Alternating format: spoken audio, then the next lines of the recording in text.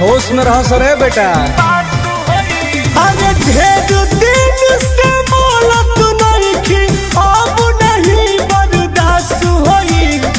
जे हमारा खिलाफ बोली ओकरा में सीधे बास होई। जे हमारा खिलाफ बोली ओकरा में सीधे बास होई। जे हमारा खिलाफ बोली सुधर जो बाबू।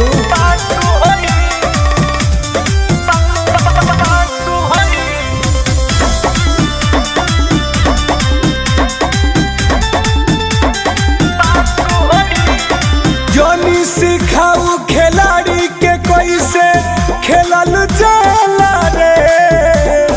हम रेली तो केहू से ना झेलल जाला रे। हम एक मास्टर है बाबू। अरे जोनी सिखाऊ खिलाड़ी के कैसे खेलल जाला रे। हम रेली तो केहू से ना झेलल जाला रे। बुझली। अरे डाल दे हम तो नाम फुली तोर ऊपर नीचे सासु होई। जे हमारा खिलाफ बोली ओकरा में सीधे बासु होई। जे हमारा खिलाफ बोली ओकरा में सीधे बासु होई। जे हमारा खिलाफ बोली अब लागत पुरनका अंदाज में आवे के पड़ी।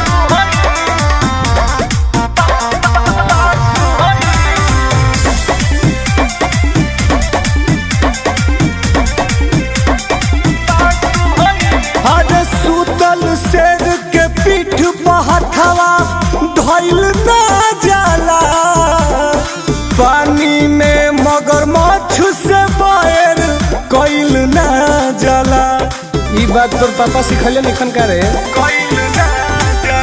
अरे सुतल शेर के पीठ पहथवा धइल ना जाला।